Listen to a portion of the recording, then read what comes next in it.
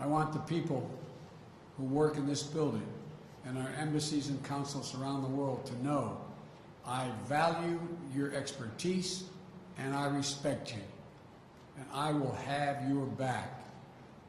This administration is going to empower you to do your jobs, not target or politicize you.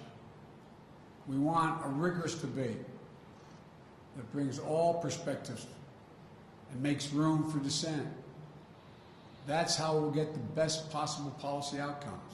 So with your help, the United States will again lead, not just by the example of our power, but the power of our example. That's why my administration has already taken the important step to live our domestic values at home, our democratic values at home. Within hours of taking office, I signed an executive order overturning the hateful, discriminatory Muslim ban, reversed the ban on transgender individuals serving in our military.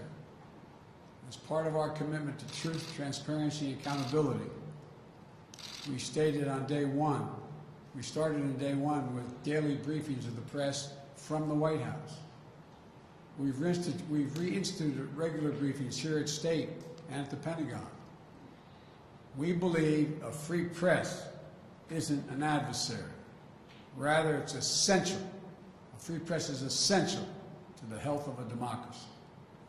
We've restored our commitment to science and to create policies grounded in facts and evidence.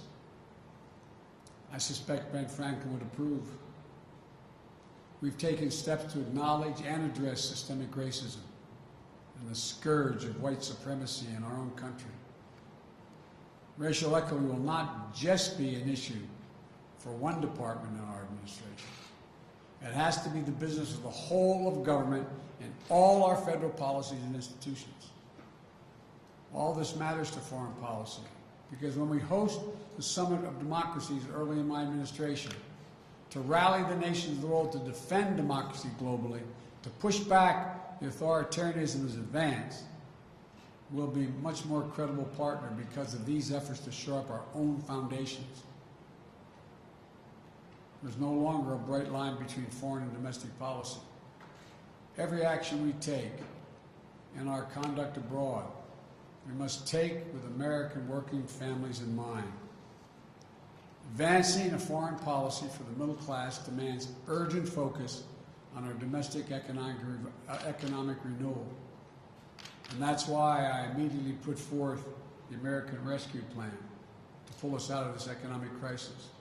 That's why I signed an executive order strengthening our Buy American policies last week.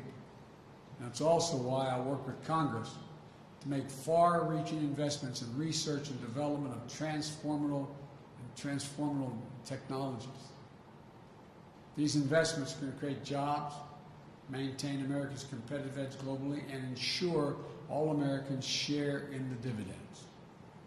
If we invest in ourselves and our people, if we fight to ensure that American businesses are positioned to compete and win on the global stage, if the rules of international trade aren't stacked against us, if our workers and intellectual property are protected, then there's no country on earth, not China or any other country on earth, that can match us.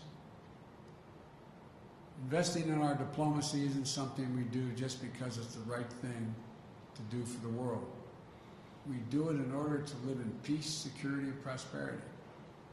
We do it because it's in our own naked self-interest.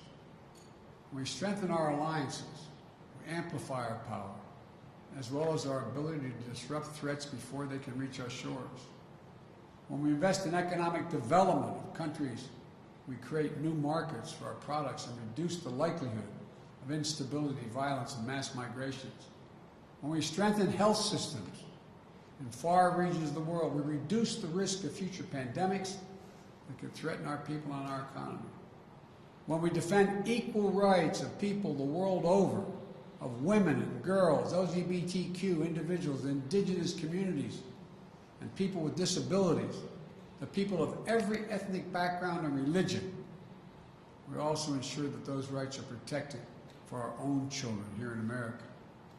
America cannot afford to be absent any longer on the world stage.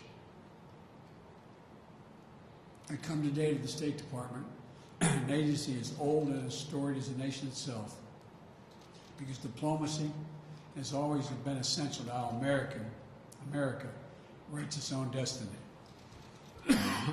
For the diplomacy of Ben Franklin helped assure the success of our revolution. The vision of the Marshall Plan helped prevent the world from foundering on the wreckage of war. And the passions of Eleanor Roosevelt declared the audacious idea of universal rights that belong to all. The leadership of diplomats of every stripe doing the daily work of engagement created the very idea of a free and interconnected world. We are a country that does big things. American diplomacy makes it happen. And our administration is ready to take up the mantle and lead once again. Thank you all. May God bless you and protect our troops, our diplomats, and our development experts, and all Americans serving in harm's way.